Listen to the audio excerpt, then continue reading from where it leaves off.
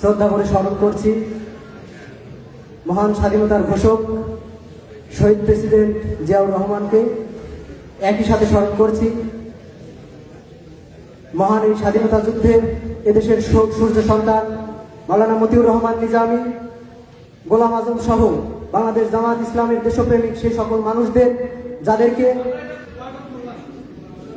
আপনাদের বয়কটে আমাদের কিছু যায় আসে না, আপনাদের বয়কটে আমাদের কিছু যায় আসে না, আপনাদের বয়কটে আমাদের কিছু যায় আসে না। তার প্রোগ্রামের বিশৃঙ্খল, এটা কি ধরনের আচরণ? এটা কি ধরনের আচরণ স্যার? এটা কি ধরনের আচরণ? তারা কথা বলেছে, আমরা কোনো কথা বলেছি? আপনাদের বক্তব্যের সঙ্গে আমরা কোনো কথা বলেছি? যে ইতিহাসে, এটা তো আওয়ামী লীগের ইতিহাস, এটা আওয়ামী লীগের ইতিহাস, এটা তো আওয়ামী লীগের ইতিহাস।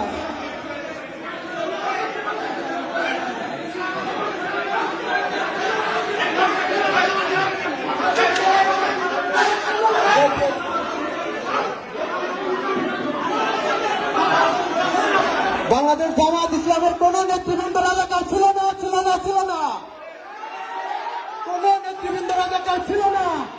যে ইতিহাসে প্রেসিডেন্ট জিয়াউর রহমানকে মুক্তিযোদ্ধা বলে স্বীকৃত দেওয়া হয় না, সেই ইতিহাসকে আমরা ঘৃণা করি, ঘৃণা করি, ঘৃণা করি। যে ইতিহাসে প্রেসিডেন্ট জিয়াউর রহমানকে মুক্তিযোদ্ধা বলে স্বীকৃতি দেওয়া হয় না, সেই ইতিহাস বিকৃত ইতিহাস।